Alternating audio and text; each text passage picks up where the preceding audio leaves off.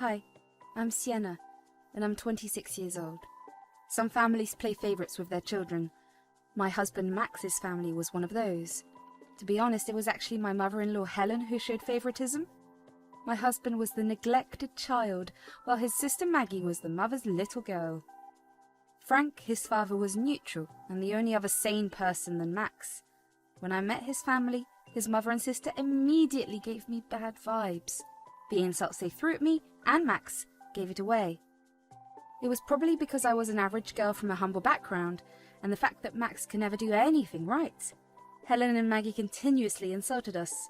They said, "My God, I can't believe my son convinced someone to date him. I mean, look at him. All this time I thought he would die single." "He has nothing to gloat about actually, Mum. This girl is pretty average at best.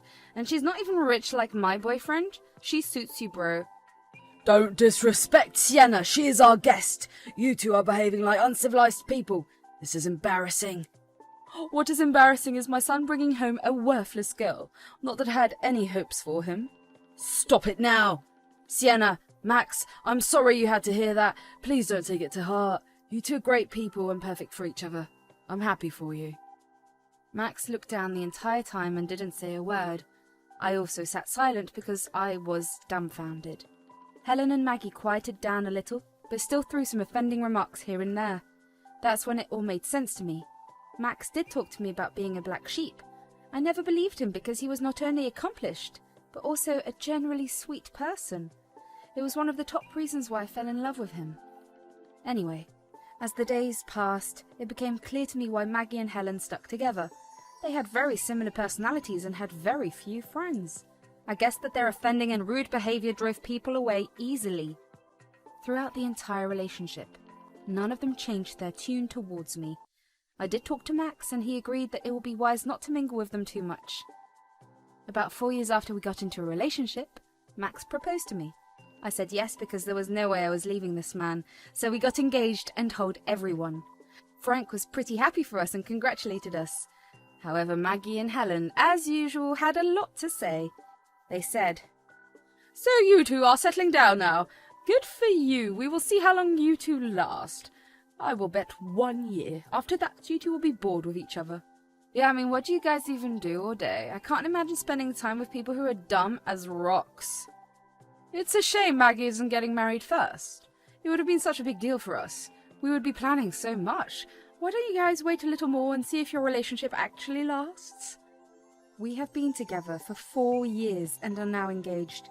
Obviously, this will last for a long time. We're sure of this. Oh, we will see about that. Postponing the wedding would be a wise choice. You two haven't been together long enough. Besides, no one cares about Max getting married.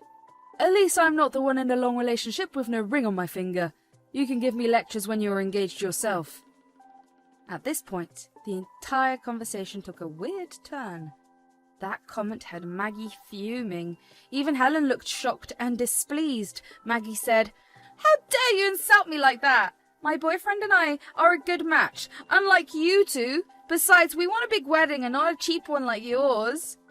"That's right. I'm sure Maggie will be engaged soon. Someone is already looking for rings. Am I right, dear?"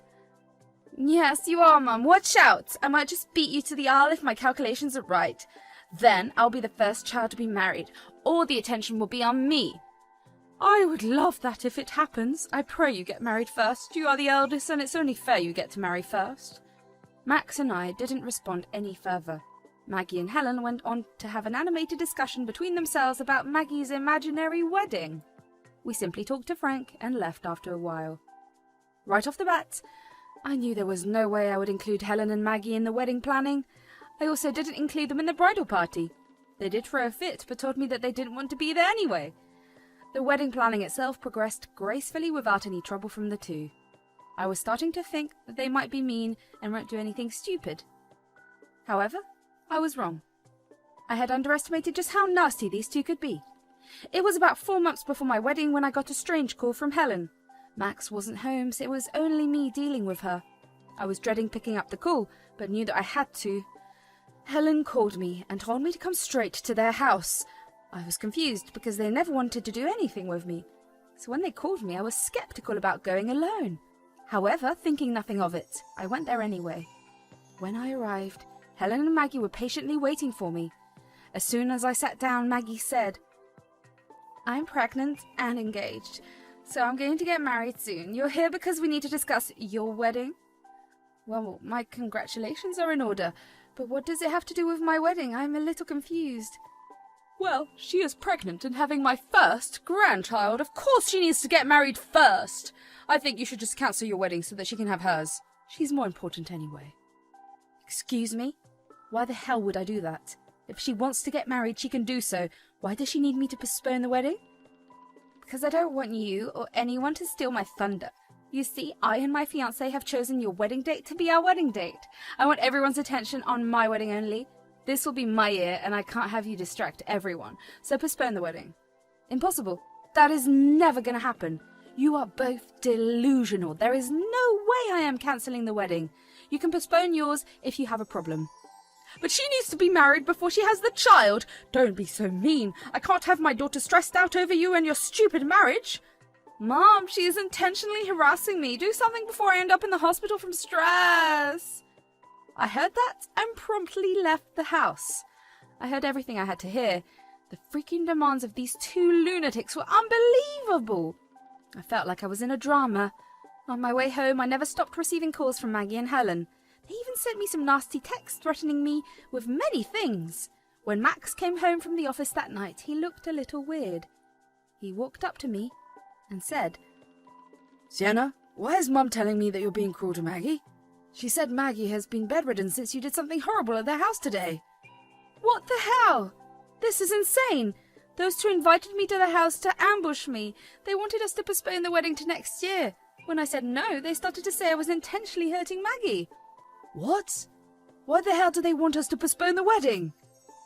"Maggie is pregnant and wants to get married on the day of our wedding. I have received no explanation as to why she wants our date when there are so many else." Max was pretty confused about the entire thing. He had no freaking idea that Maggie was pregnant. All wanted to be married. He immediately called Helen and Maggie and told them to come over. He wanted to get to the bottom of things. When they arrived, Max said, "What is this I'm hearing about Maggie?" "Well, she is pregnant and wants to get married soon. She has chosen your date to get married, so you need to cancel your wedding." "First of all, why didn't you tell me before? I had to hear from Sienna that you are pregnant, Maggie. I'm your brother. Why didn't you tell me anything?" "Because I don't care if you know. Your wedding is a problem for me. That's what I am concerned about." "Wow, that is just amazing. Just so you know, there is no way we will cancel. We have put deposits on all vendors. If we cancel, we will lose a lot of money. Sienna's family has already booked flight and hotels." "I don't care, Max. You and Sienna are not the priority here. I am the priority since I am pregnant. I don't care if you lose money. You cannot marry on my wedding day." "Max, don't be so selfish. You and your wife can have a wedding later. My little girl is going to be a mother. We have to prioritize her now. Besides, you two are having a small wedding anyway." "Your reasons to cancel our wedding are ridiculous. There is no way we are listening to you. If Maggie is so hell-bent on having a wedding, she can choose a different date." "Mom, do something. Max, do you want me to stress out and lose the child? Are you too jealous I'm having the first grandchild?" Maggie said this and cried very loudly. Helen was trying to comfort her while cursing us out at the same time. Max was getting pretty upset by their demands and accusations. I could tell he was getting uncomfortable. So I decided to unceremoniously kick them out. They left, but not without throwing out empty threats. The next day, family members kept blowing up our phones about the wedding. Maggie and Helen told the extended family that we are cancelling the wedding. We got to know about their plan because many called us to know if everything was okay. When we told them the full truth, they were pretty mad for being lied to. A couple of family members decided to support Maggie and told us to reconsider the wedding. We promptly told them they could choose not to come. We never pressured anyone to attend our wedding and even expected many people not to show up.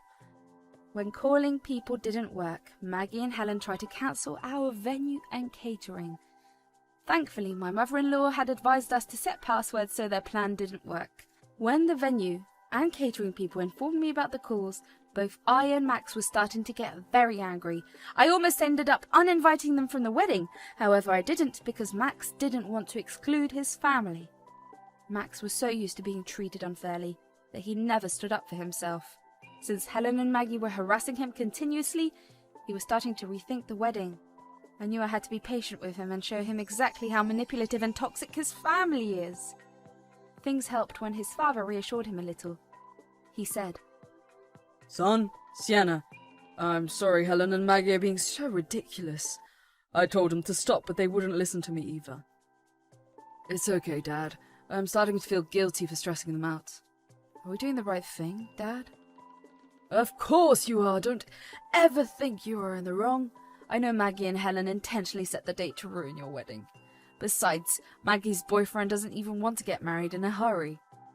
So Maggie's boyfriend doesn't want to rush the wedding? No, Sienna. In fact, he thinks Maggie is rushing everything.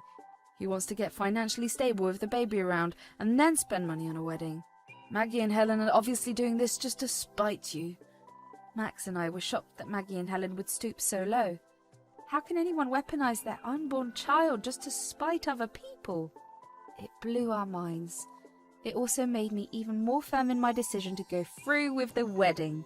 However, Maggie and Helen were far from backing down. They became worse and started to harass us non-stop. It got so bad that we had to block their numbers. Besides harassing us, Maggie also tried to copy or upstage her wedding. She booked a different banquet in the same venue and got a bigger food spread for her wedding. Everything was coming out of Frank and Maggie's fiancé's pockets. Helen also encouraged her to compete with us and build a better wedding. They even went and bought the same wedding dress as me.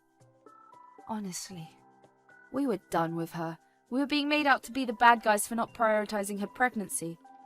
Months passed and slowly we were getting closer to our wedding. A few days before the wedding was to happen, I got a call from Frank. It was about my wedding dress.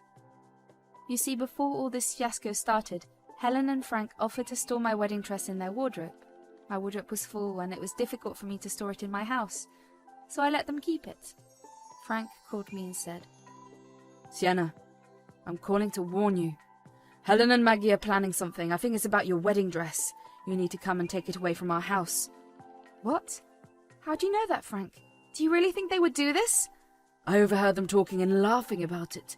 Please take your dress, Sienna. I won't forgive myself if something happens to it. Don't worry, Frank. I will come over. I was fuming inside. The mere thought of them messing up my dress brought tears to my eyes.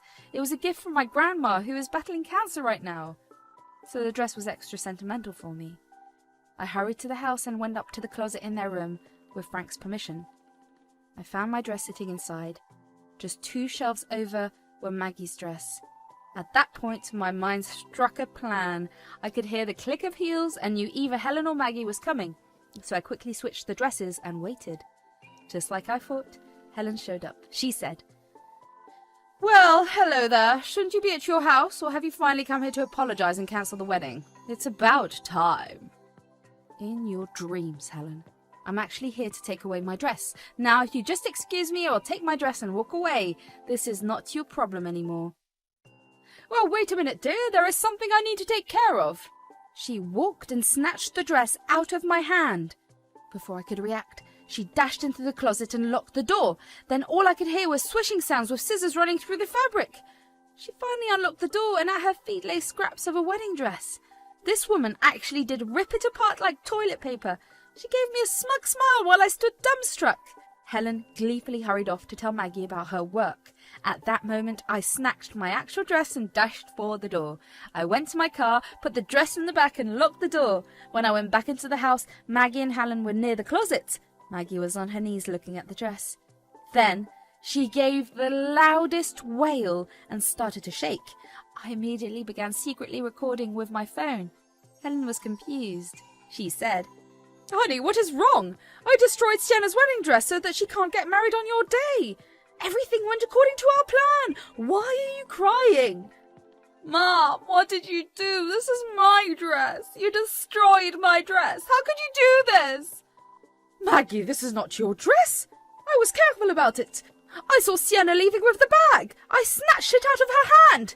Oops, my bad, Maggie. I really thought I took my dress. I guess I got confused because we have the same dress. I should have checked the dress labels to see the name. How dare you, Sienna? Because of you, Maggie's dress is ruined. Now what will she wear? Maggie dear, this is Sienna's plan, I'm sure of it. Mom, I hate you. I hate you. How could you do this? Get out of my face. I hate you.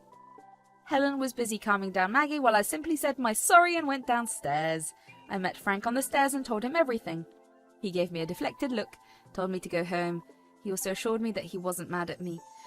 So I went home and left Helen and Maggie to enjoy their handiwork. Maggie had a complete breakdown and started to get aggressive towards her mother. Frank tried to control her and called her fiancé for backup. When her fiancé arrived and saw her state, he was super mad. He was worried about the baby and didn't want his partner to act like a lunatic. They successfully calmed her down, but not completely. Helen and Maggie tried to put me under attack. They called me and even made Facebook posts about ruining the wedding. I simply posted the recording I made and left everyone to see what they did. Max came home and was absolutely furious at Helen and Maggie. He was done with them and immediately sent them an email uninviting them. Since Maggie was pregnant, it was impossible for her to find a dress within a few days. They searched every shop and she threw at Grand Fitters all the places. Apparently, the fights between her and her fiancé escalated so much that he called off the wedding. He also broke it off with Maggie and threatened to take the child if she doesn't see a therapist for her erratic behaviour. Frank was also disappointed in both Maggie and Helen. He was looking at separation and didn't want to continue living with such evil people. Maggie did call us and accused us of many things. She said, I hope you're happy now. You two have ruined my life. You even managed to destroy my relationship. We did nothing, Maggie. Your schemes and plotting landed you in trouble. We were minding our own business. No, you were jealous of me. You didn't like that I was getting married on the same date and having the first grandchild. You hate me, so you destroyed my life. Again, Maggie, that was all your own doing. If you had actually concentrated on your relationship, instead of trying to one-up us, this wouldn't have happened. I then took the liberty to cut the call. We blocked Maggie and Helen from our phones. They were getting erratic, and we didn't want to get stressed anymore. We were both busy with our lives and enjoying marital bliss. In fact, we were quite happy that Maggie's boyfriend didn't end up destroying his life by marrying her. I and Max got married on our usual wedding day. It was truly beautiful, and everyone came, minus the toxic people we uninvited. Since I posted the video publicly, the entire extended family turned against the duo and supported us. Even people who said they would boycott our wedding apologized and were re-invited. Overall, we had a great day and exactly how we dreamed of.